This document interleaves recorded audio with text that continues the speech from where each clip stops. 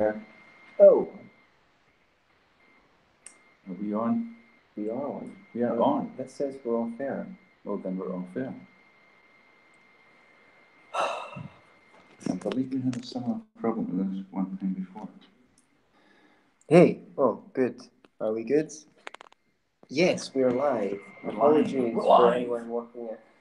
Hello and welcome to a new episode of New. What number are we? Fresh. 112, my 112. friends. He did tell me that first time, but because I'm a bungling amateur, I forgot. Yes. Episode 112 with It's me, insufferable. Cynicism and Stilts, Tom Laird, and he's back from outer space. I just walked in to find you here with this bearded look upon my face. If only it was Antony outer Sammeroff. space. If only it had been. It felt like outer space at times, I have to say. This character here. An owl. An owl. Why is it? Most people are on the podcast. Yeah, most people have no idea. So what I'm doing is I'm waving an owl at the camera. It's an owl pen, actually. Okay, it's an owl pen. Right, let's keep it here because it needs to keep watch upon us. It needs to moderate. The moderator owl has joined us. I hope you missed us. See, anyone new coming in to hear this intro is going to be like, I'm never watching this show again. Nonsense. Okay, today we're going to discuss Yay, man. Yay, man. I'm glad that we can laugh about it. We can. Yemen, the country that was popularised by the sitcom Friends, in which one of the characters fell in love with a man who promptly had to leave to Yemen for work. And no one had ever heard about Yemen before Friends was broadcast on TV. So the people of Yemen can thoroughly blame Friends. Basically, for the fact that they're being bombed because nobody knew where it was before then. No one knew where it was before it was spoken of on Friends. So I hope that's people probably where was it Obama who started it, or who? I don't know. I think Obama started American involvement. Certainly, American involvement in the Yemen precedes Donald Trump. Donald Trump, as he's often unaffectionately titled by his critics. So this Middle Eastern country was basically there was a popular revolt against a fairly shabby government there, and the House of Saud in Saudi Arabia, which was basically backed by Britain and America. Not to be confused by the House of Pain, the hip hop. Indeed. Well, they are in fact turning out to be a House of Pain in many ways. Easily confused. Basically, Saudi have backed their man. Their man as opposed to Yemen. Yeah, opposed to Yemen. I guess enough man jokes. And because it's quite funny, but it's not funny if you're not if you're a Yemeni. It's not funny, but if you want, we're just trying to lighten the mood. Yeah, because if you want all the details without all the cynicism and generally trying to pick apart words to make puns, then I recommend Kyle Anzalone's Foreign Policy Focus podcast. But this, we're kind of irreverent, and I've been told that we have a way of making otherwise dry and boring, I don't want to say boring subjects, tolerable. Yeah, again, well, this subject's intolerable, in fact, if you are a Yemeni, because America is backing the Saudis in bombing the rebel factions in the country into submission. And the guy who is in power, backed by Saudi Arabia, has no popular support whatsoever. So is this basically what it is? It's one of these things where Saudi Arabia wants to undermine the Yemenis government that has more legitimacy to put in someone who's going to be sympathetic towards them. Basically, I've never heard of a Western country doing that. No, not at all. The fact of that is, America actually has no policy on Yemen. Yeah, it's bizarre. No policy whatsoever. What they're basically doing is backing Saudi policy. Now, what do they have to gain by doing that? Well, the Saudis are I'm making air quotations now for those of you listening. They're our allies so to speak, only because the Middle East is such a screw up. We perceive that the Saudis are our allies against, for example, Iran and possibly Syria.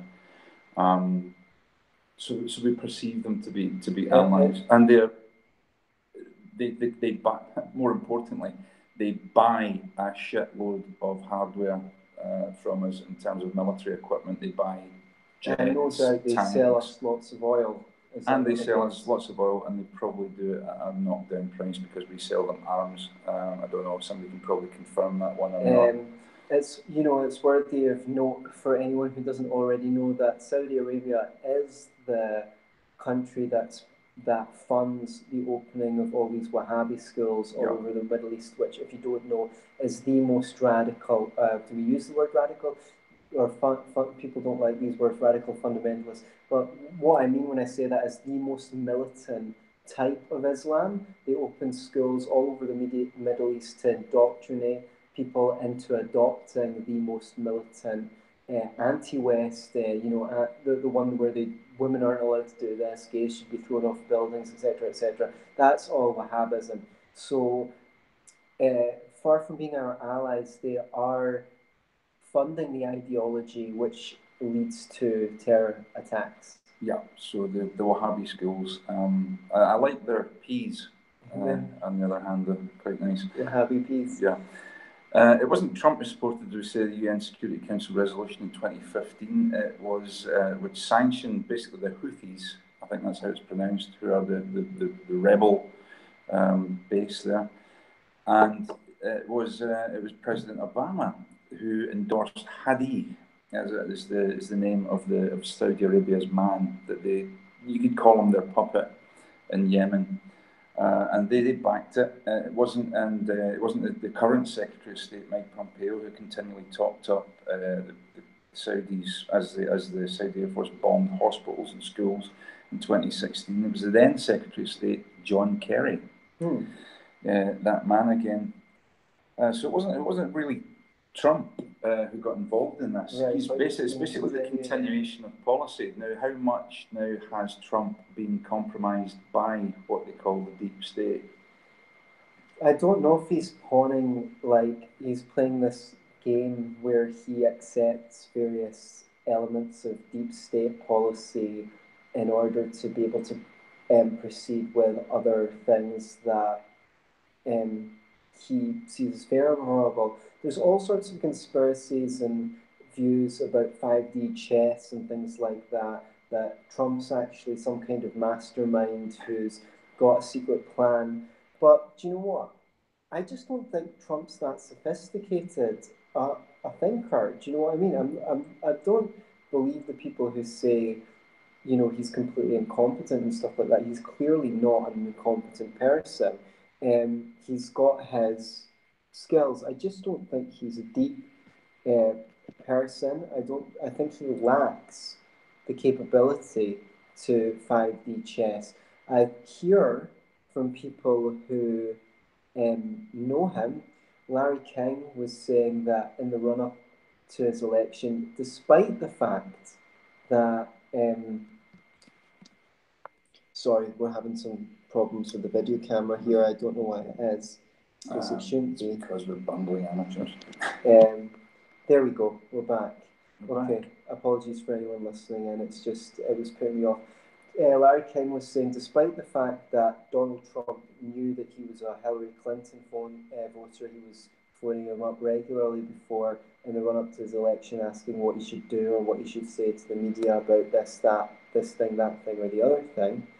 But then stopped phoning him after he got elected. I just don't get the impression. Penn Jillette said after meeting him, Penn Jillette is a libertarian. After meeting him with his involvement with You're Fired, The Apprentice, he said that he voted for Hillary Clinton just because he thought she was the lesser of two evils after having met Donald Trump. So I don't really buy all this 5D chess stuff. I think that he's a businessman who is used to deferring to other people who know more than him and talk confidently to help him with business decisions. And I think he's assumed that these generals that he surrounds himself with and neocons know more than he does, and he's deferring to them for his decision making. Yeah, that's my perception. And the only one who's been extremely vocal, well, there's probably been more, but prominently vocal about US involvement in this debacle has been Rand Paul.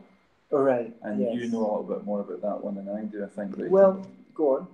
I'll carry on. He basically had Congress debate the issue for a start. That was for a kick-off. Yeah, and what were the consequences of that is the Senate delivered, I'm going to quote here from Politico.com, the Senate delivered a stunning rebuke to the Trump administration on Wednesday, voting overwhelmingly to advance a measure yanking US support from Saudi-backed forces in Yemen. So in 63-37, in which 14 Republicans joined every Democrat, the Democrats have suddenly they've grown a spine, right? So the bipartisan... This is the thing, the Democrats are not against bombing people. No. They're just against presidents that they don't like bombing people. They've bombed a hell of a lot of people. I think almost every foreign conflict that the Americans have been involved in has been a Democrat war. Well, with the exception of Afghanistan and Iraq under Bush. Yeah, but I mean, there was a continuation of that under Clinton. Yeah, okay. But yeah, I get the point. What the thing is, you've got people like, Kennedy going back far enough, his involvement in Vietnam and so forth. Clinton's often thought, I don't know, maybe he was the least worst in recent times, but that's still pretty bad. He's still continued those sanctions that killed hundreds of thousands of Iraqis at a conservative estimate. He obviously bombed that munitions factory in Sudan. Sorry, it wasn't munitions, it was pharmaceuticals. And they fucking knew it was a pharmaceuticals plant. Yeah, he also bombed the shit out of Belgrade and killed a hell of a lot of civilians in Serbia in coalition with Tony Blair and the British. And then it was Kosovo, of course, the Kosovo conflict. Yeah. I've talked about Kosovo a little bit on our episode called, it was War and Freedom. But it was seen as the gold standard. We went in quickly. Of course, all the lead up to it was a bunch of lies. It was nothing like as many people killed, and most of the people who were killed afterwards. Yeah, to this day in Kosovo, not one of the mass graves that they reportedly were there have been found. They found one grave in particular with about 200 bodies, I reckon. And nobody, no international body, no group could determine exactly how they were killed and who killed them and who they even were. So that conflict, why Britain and America get involved in that? Probably to try and demonstrate to the Arab world that they were honest brokers and could be trusted and sacrificed and this is Serb civilians to do it. It's an example of the US and the UK empowering radical Islam as they are doing in Yemen. Absolutely, right now. You could basically trace back a lot of these groups like ISIL to Kosovo, and they were emboldened. It's really hard to say what the situation in the Middle East would be absent American, well, let's say Western intervention, because what you basically did was, say Iraq is not culturally one country, it's got three distinct cultures in there. Why did they turn that? And they just went into the Middle East and drew up lines across different peoples. Was it the Kurds are like half? I mean, they should have their own country. Are they partly in Turkey as well? Yeah, well, I mean, obviously much of that area, if not all, was under the old Ottoman Empire under the Turks. When the Turks were defeated in the First World War and they pulled out of there, the area was carved up. I mean, we encouraged the Arabs to revolt against the Turks, and we hinted to them strongly that in return for that they would be given autonomy and they'd be given control of their own lands. However, before the war had even finished, the Sykes-Picot Agreement, Mr. Sykes and Mr. Picot, both civil servants, one a French civil servant and one a British civil servant, basically met over dinner or lunch and drew arbitrary lines across a map and who was going to get what. And you know, to allow those regions to be carved up more along culturally autonomous lines. Oh, you know, I know here we're meant to believe that multiculturalism is the best thing ever. Yeah. I mean, the diversity is wonderful. The Middle East demonstrates that it's that it's otherwise. Yeah. Well, I mean, can you think of any other situation in which diversity is a good idea? I mean, a marriage to somebody completely different with nothing in common with you whatsoever, that's going to be a really successful marriage. How about, as Tucker Carlson, or Cucker Carlson has pointed out, you know, in a military unit, if you want cohesion, you need people in that unit who are all of one mind, who all believe the same thing and are committed to the same thing and are motivated towards the same thing. You know, diversity in that instance is not really a good thing. So why we would think it would work in any other instance is a bafflement. Yeah, particularly in this region where militancy is often the dish of the day. You know, you could have allowed the countries to be defined relatively along the geographic proximity of different cultural blocks, and then you wouldn't have this conflict. The conspiratorial argument is, of course, well, you know, that was a deliberate strategy to create a lack of cohesion so that it could be dominated from divide and rule. Divide and rule. Well, if that is the case, I mean, it's definitely come to bite us back to a degree. I mean, just even aside from 9/11, the sheer amount of resources that have been levied fighting this war of terror are ridiculous. I mean, that's like $4 trillion or $3 trillion, whatever it is. That's like money that, I don't know, you can't even think about it, not even to mention the loss of life. But people go, oh, it's unpalatable to talk about money when lives are at stake. But let's face it, money can save lives. Yeah. And it can clearly destroy many, many lives as well as it's doing, because Saudi Arabian money is funding this war, and if you can even call it a war, it's just a rout, and civilians are suffering. The people of Yemen are suffering, and I don't know how many times it takes us to get involved in something like this, whether it's Libya or any other country, Afghanistan, before we start realizing, you know, our involvement only makes things worse. I can't think of a situation which has made it better. Maybe it's pretty controversial to say, but maybe Chile.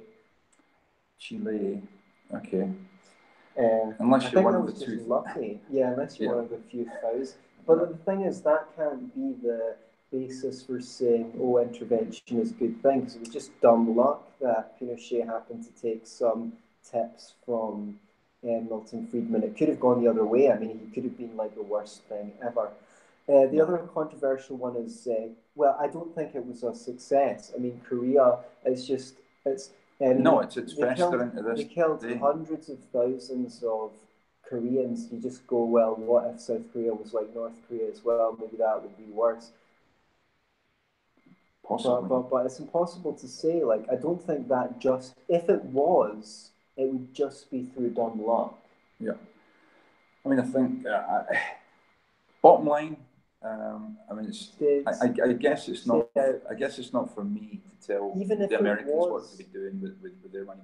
However, the fact of the matter is that Britain's got a tendency to be drawn in to these conflicts, and that involves British soldiers. It involves British taxpayers' money being spent on foreign wars that do us no good whatsoever. In fact, they can arguably do us harm, because it sets those people against us. For sure. And that's just another bunch of people who want to kill us. I mean, the thing is, coming back to the discussion of whether it's ever been successful anywhere, it's like, even if it was, it's still fundamentally unlibertarian to wage an intervention unless you're under threat. I mean, it's like, it's a cliche, but why should we be the policeman of the world? Who do you get to choose the government? Do you know what? It would be really great if we focused our energy on home and making this country awesome, so that we could just be a shining example, a beacon to the world. Like, you can't go around to Arab countries saying you should adopt or Africa or anywhere, South America, where the West has intervened for ill, and go, you should be adopting free markets. You should be adopting our way of life, not going down the socialist route, because look at the prosperity it's created for us, while you're at the same time, making the world safe for democracy. You make the world safe for democracy, so to speak, by showing that democracy can be successful, benevolent. Not that I'm a huge fan of democracy, but you can substitute capitalism. Our countries need to be benign so that other people want to emulate. I mean, there was a time, say, in Iran where everyone was wearing like Western clothes and things like that, and they did want to emulate the West. So, both on the personal level and on the political stage, you lead by example. I just want to add a little bit. It just says that, Senator Rand Paul is usually an ally of Trump. He's repeatedly pressed for a stronger response to the Saudis, and said that there was a very good chance of the chamber advancing the resolution. So I don't think it's personal between Rand and Donald Trump. I'm glad that someone like Rand has Trump's ear, and hopefully he can influence things to the good. Yeah. So that's just done with the Yemen, and if only America and Saudi Arabia were done with Yemen, it would be a lot better for those people. So our thoughts go out to the people of Yemen. Yeah, I'm sorry. We're all Yemeni now. Yes, you can barely think what it's like for so many people. I mean, and I particularly enjoy their coffee as well.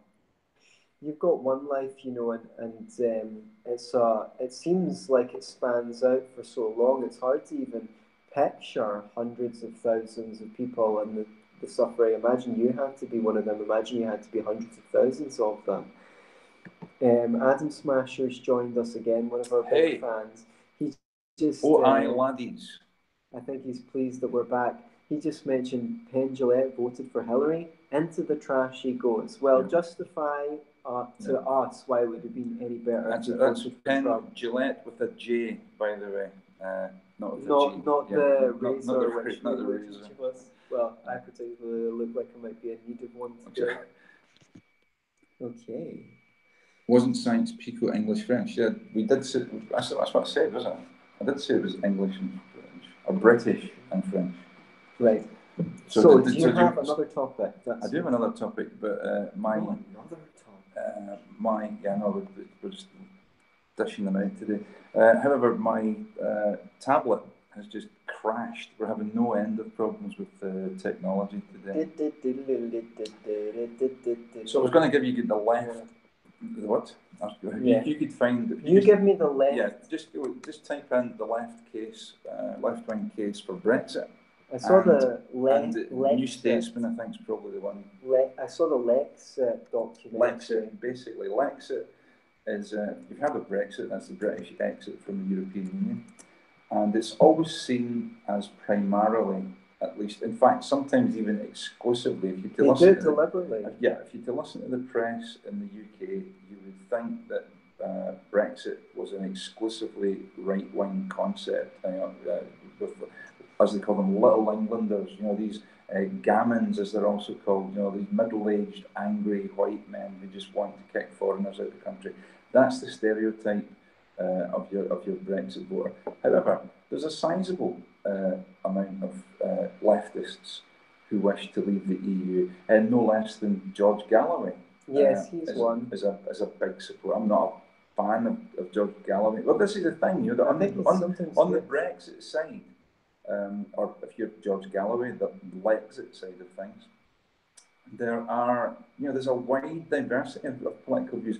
you couldn't get, sometimes you couldn't get two of them in the same room together without having a fight. They cannot stand each other, but what they agree on is that the European Union is largely an unelected, undemocratic behemoth. I just don't get it. I mean, when I was growing up, well, to be honest, I've been a libertarian for 10 years, so that's like most of my adult life now.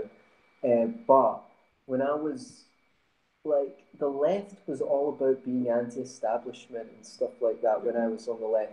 And it's like, you can't fucking get much more establishment than the EU. Like, when did they all become a bunch of fucking bootlickers? I mean, like, even I even remember New Age, like, spiritually people who are like, yeah, we're anarchists, man, and like just like the system, man.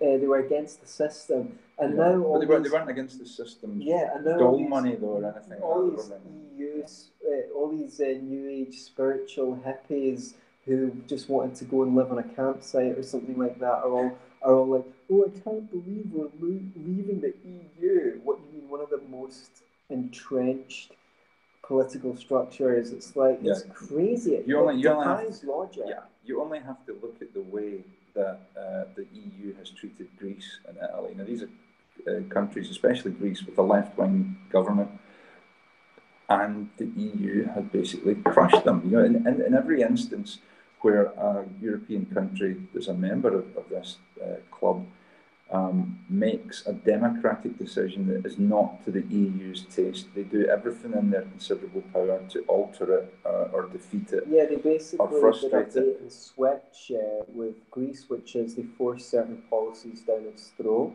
which fucked up the economy even worse than it was fucked. And then they left them. They said, "Well, you screwed it up, and you're just going to have to be left to sort it out."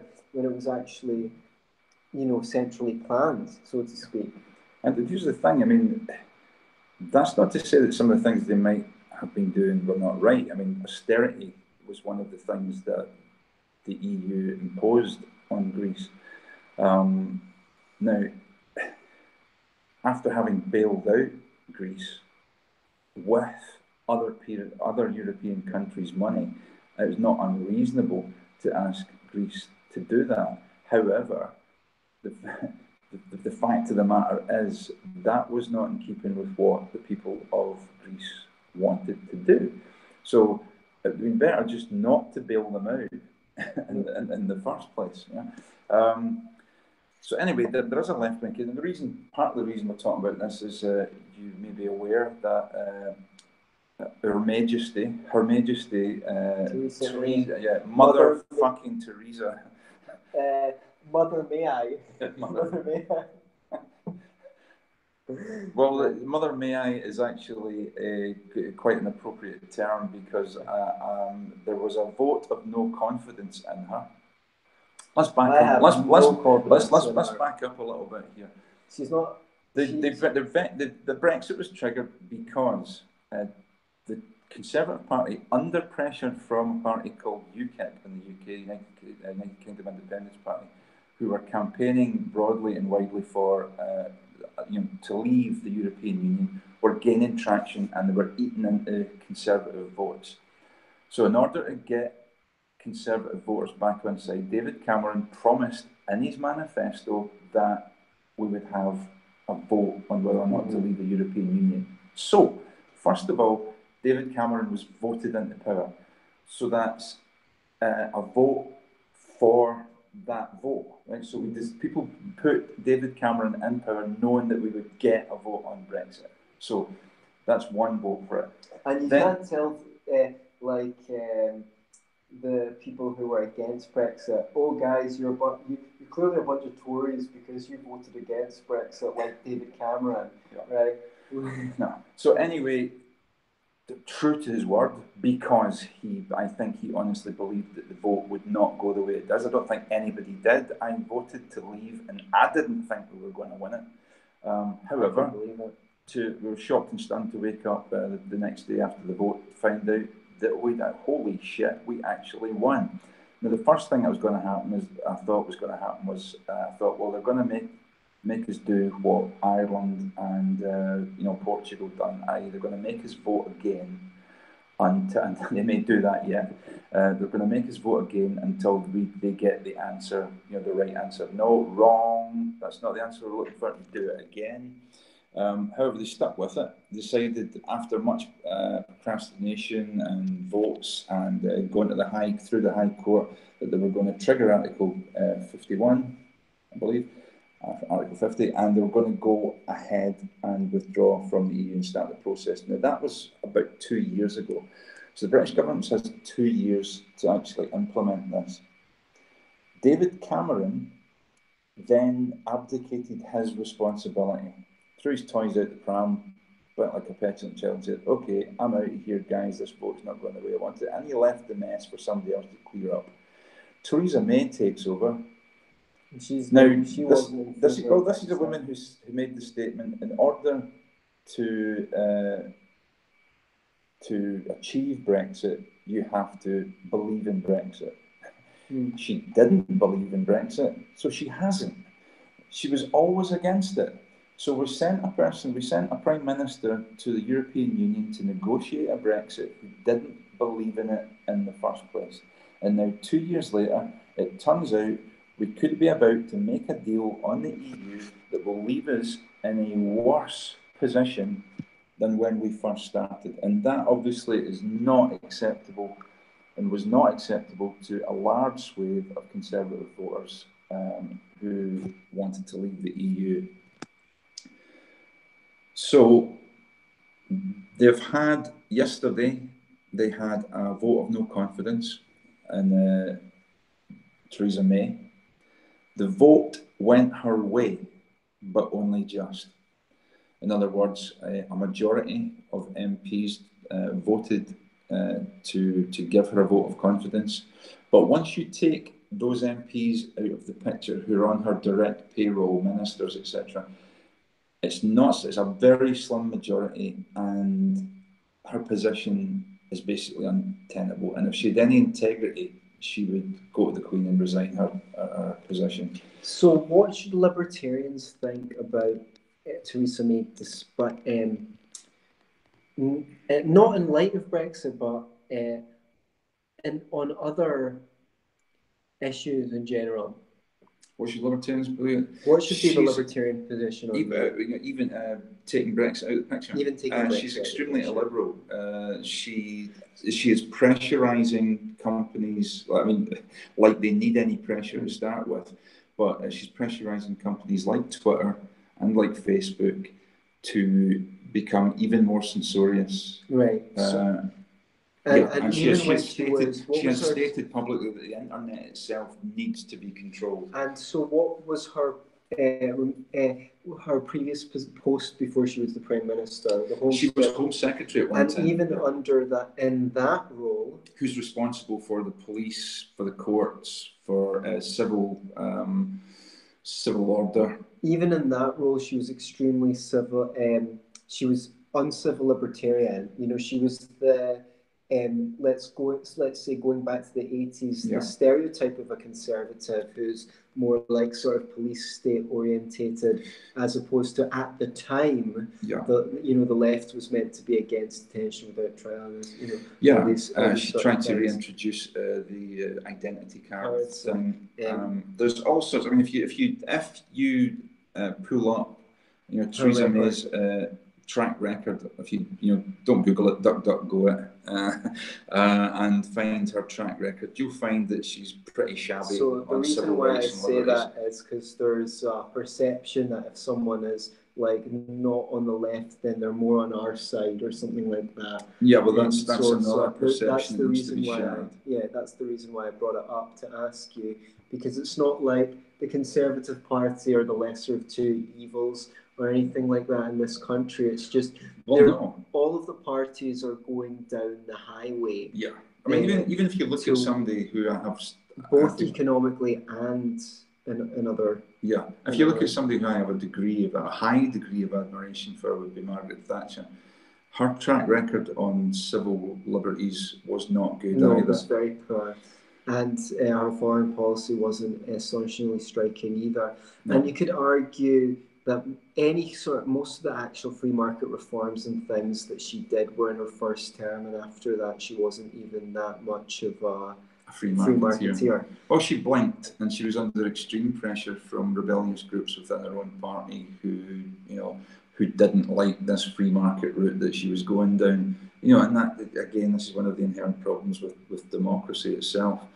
But back to the left-wing case have you pulled that up? Yes. The left-wing case for Brexit, it is there, and there is a sizable group of people that's called Lexit, but they don't tend to get a voice. They brought George Galloway on the Daily Politics in the UK. You can check that interview out on YouTube. They brought George Galloway on to discuss the referendum and discuss it. And all they wanted to do was talk about George Galloway and his relationship with people on the other side of the spectrum who he didn't get on with. To drive this wedge between people who both, from both sides of the divide, who agreed the European Union was a bad thing. And I've even heard some leftists say, well, I voted to remain, but I did it with, holding my nose, like, the idea that I don't really like the EU, but I voted to remain. Why? You can't get a straight answer out of these people. Apart from the fact that you can jump about from country to country without a passport, I'm yet to. Well, no, hang on a second though. I've never been able to go anywhere in the EU without a passport. No, you just need another form of ID to fly. You don't actually need a passport. You do need a form of ID. I dare you to try it. Okay. I dare you to try it, right? So people, I don't know, people just have the idea that you're some kind of cosmopolitan and it's a great thing. Well, yeah, you're righteous and virtuous, and and you're parochial and racist if you don't want the EU, and that's kind of like. Oh, really? Oh, how parochial? I'm not British. I'm European. Oh, you little Europer! How parochial are you? Yeah. I'm a citizen of the world. In fact, I'm a citizen of the galaxy. So you believe in freedom of movement and free trade between white Europeans. And that makes you some sort of cosmopolitan, right? Give me a break. I don't really understand that. You can't seem to get much of a straight answer of what they love so much about the EU, other than the London's burning, the world's going to fall down if we leave. Well, here's the thing. I'll tell you, out of the various answers I've got, it all seems to be self-interest, which is fine. We're libertarians, rational self-interest. But these are people who always go on about the collective and the greater good. Yet every time I speak to somebody who voted Remain, it's always for selfish personal reasons. Oh, I have a business. Yeah. I've got a flat, I've got a house in the Dordogne. As a friend of mine put it, more hot people, it just means more hot people in Britain. She clearly prefers people from other countries to. I don't know. Have you seen a lot of the Spanish women that come to the UK? I'm convinced that there's some sort of unofficial policy, or even an official policy in Spain, to stop good-looking women leaving the country and send us all their angry harridans. Controversial. So, anyway, if you are a hot-looking Spanish chick listening to this, I don't mean you, clearly. What I don't like about the way that Brexit is portrayed in the media is they keep on and on about this idea that, the people who voted for Brexit were lied to. If they'd known the facts, they wouldn't have voted yes. On and on and on, as if the fucking people who voted no weren't lied to as well, and told a whole load of bullshit. But it is the official line. You keep on hearing it over and over and over again. The only reason people voted yes is because they were naive and they'd like to change their vote now. Well, let's talk about an established fact then in connection with that. Ted Heath, the Conservative Prime Minister who took Britain into the European Union, lied through his teeth to the British people about what the EU was, in the full knowledge, and this is demonstrable, this is on record, okay? In the full knowledge of everything that the EU was about and everything that it would become. Ted Heath told the British people a lie. He told us that it was purely a common market and it was about trade. That's how it starts. That was a lie, and he knew it when he was doing it, because he knew the British people would not buy the EU or the European Economic Community, as it was called at the time. Even the name was a lie. Yeah. Okay, he knew that the British people would not buy it if he didn't sell them that it was just a common market. And but he knew, he demonstrably knew, it's on record that he knew exactly what he was doing, and he lied. So you want to talk about the lies? That was a lie that got us into it in the first place. So we shouldn't even have to vote to leave. The very fact that Edward Heath lied to us should nullify that vote in the first place. Right. Are we done with the EU? We didn't really touch much on the left-wing case, but there is one, because I lost the left-wing case. The left-wing case is basically, well, you could argue that it's a neoliberal, anti-democratic. Yeah, well, neoliberal means. See, it certainly has a nest of crony capitalism. I don't mind the term neoliberal. I just wish that if they were going to call what we have now neoliberal, they would stop calling what we have now capitalism. Like, can we not just call like what we have now neoliberalism, and capitalism would be like laissez-faire? Capitalism would be something like what we want. Yeah. And then it would be a useful term. But the fact that they both call it neoliberalism and capitalism and late stage capitalism and really existing capitalism and shite capitalism, not capitalism at all, capitalism. Well, I wish they called it that. I mean, even Noam Chomsky said in one of his videos, you could make a legitimate case that what we have right now is not capitalism. I appreciated him saying that. Yeah. So I mean, do you want to comment on any of these things in the article?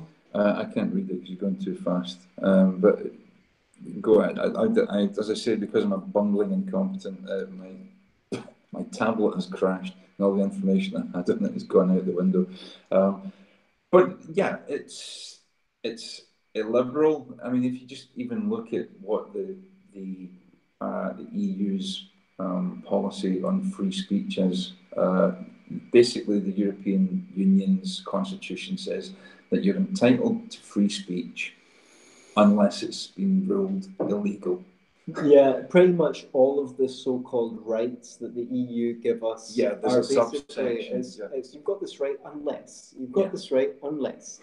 So it's basically all of the rights are basically saying you don't have the rights. Yeah, and don't get me wrong, some of the things that the left dislike about the EU are things that maybe libertarians and capitalists would say, well, we don't have a problem with that, particularly we just have a problem for centralised power doing it. But that's not the point. The point is there is a left-wing case to be made for Brexit. George Galloway makes it quite eloquently. I'm not a fan of the man, but he does. And by the way, a fan of him getting the Senate vote for in 2005. You know what? I just dislike the man so intensely. It's hard for me to get. Yeah, I immediately on the side of anybody who's who's against him. Almost, I can't stand the man. But anyway, I've got time for him. Maybe I've got half a second just before he gets thrown out of the helicopter from a great height onto concrete head first. However, and talking about other candidates for that helicopter trip, Jeremy Corbyn. All right. Ironically, if you look at his track record, he was always historically anti-European Union. And now suddenly, for opportunist reasons, he's making all sorts of... Did he not have to be in favour of it because he was in opposition?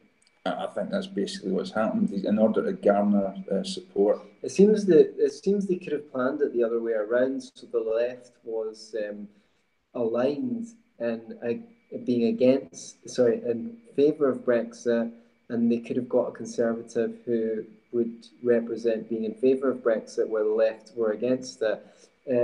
But maybe I just think that it's kind of, I don't know, it's a bit conspiratorial, but I think it's kind of deliberate to fractionate the.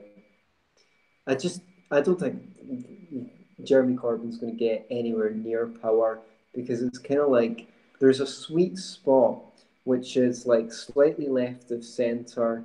There's like, and anything that isn't in this, anything that's too far left or a little bit too far right is not what's desirable as far as the system's concerned, because he might actually redistribute stuff from the people that really give a shit. So basically, he might not be a favourite of the elite, basically. Okay, so basically, you know, if you live in Britain, you're going to end up with the red Tories or blue Labour.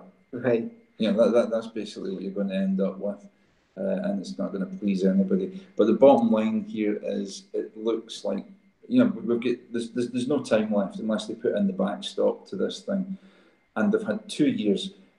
My policy, the Libertarian policy, is no deal is the best deal.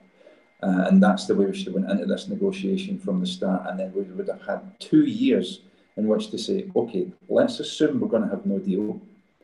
How do we implement that? How do we make that?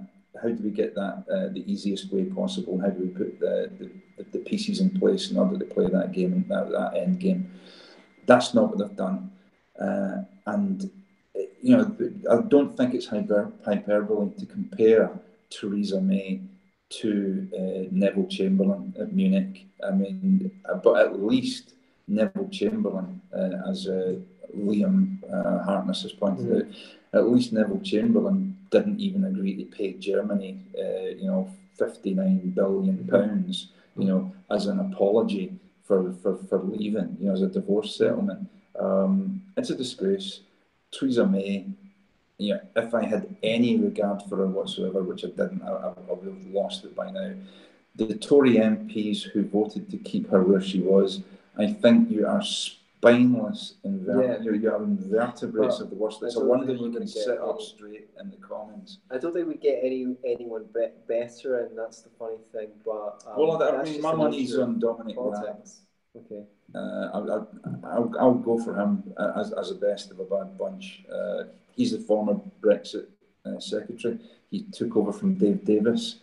I think Dave Davis is a good man, but I think he's a bit passé. I think Dominic Raab is young. He's very, very articulate, very astute, and just your type. Very much my type. No. But yeah, I think he's about 4-1. I was going to put a bet on, but he's only 4-1, which says that the bookmakers think that he's a good choice as well. But it's one of these things, you know. If you're regarded as being the hot tip for being leader, you probably won't be the leader. So, final story. What we got? We've not done the cuckle doodle dude.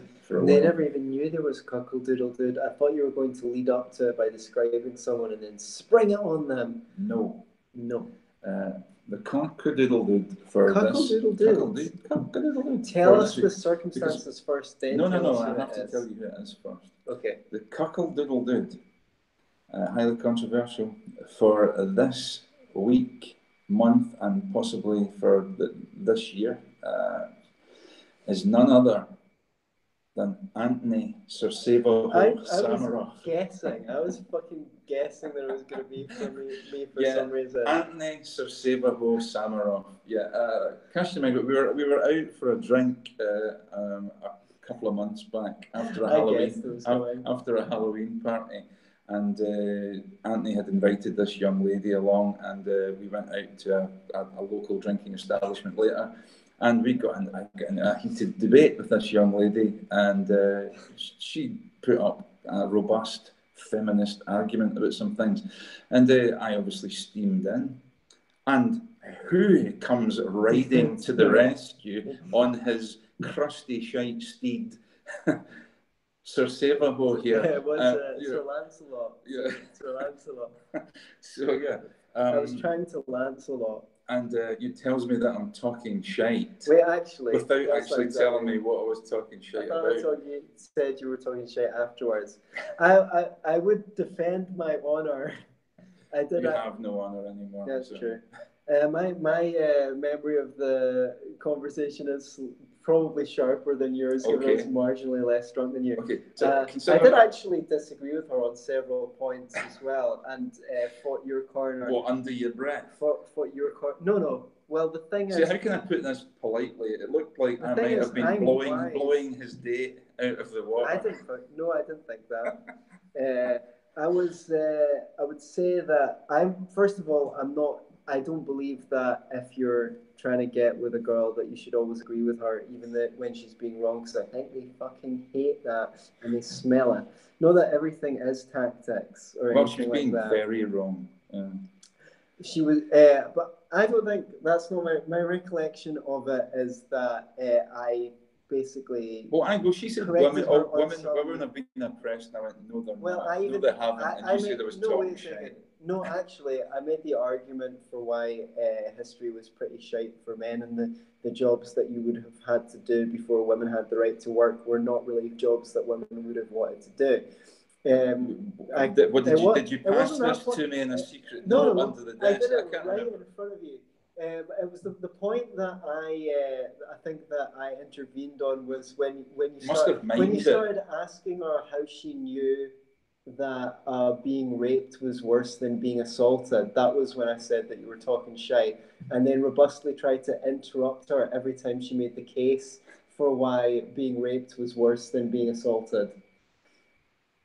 But how can you objectively establish that? How can you objectively establish that being stabbed in the face is worse than being stabbed in the chest? I can't. I would just say I think, but I can't. In fact, if you go through the chest and get the heart, that's clearly going to be worse. It's going to kill you. I think most people would agree that being assaulted... if you stab you through the temple, you're probably going to die. Yeah, she said, and then you said... You kept on saying, how do you know? How do you know that being, or the threat of, I can't even remember if it was the threat of being raped or the threat of being assaulted. And I think that the vast majority of people would concede that either the act of being raped or the threat of being raped is more serious than the threat of being assaulted. And I did think you were talking shite. How could you possibly... Right, okay. I don't want to perpetuate this. Right. Why not? Okay. Why not? There are various levels of assault, right? If I want to and flick you in the nose... This is the bait and switch.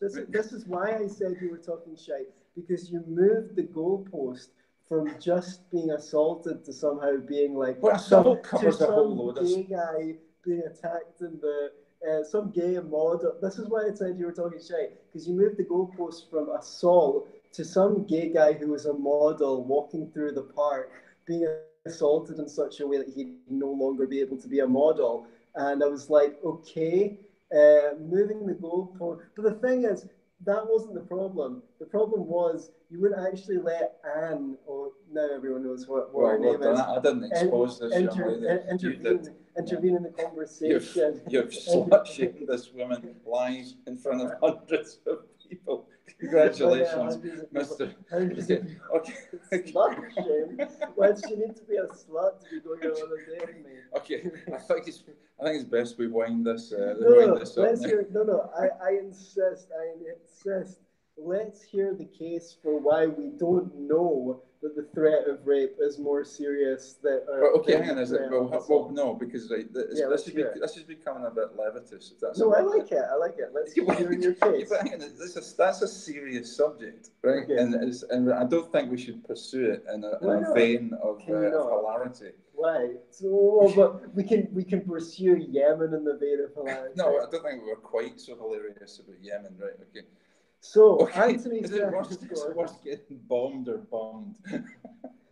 Probably getting bombed, I'd say. Probably getting bombed. Okay. But that goes beyond assault into grievous... No.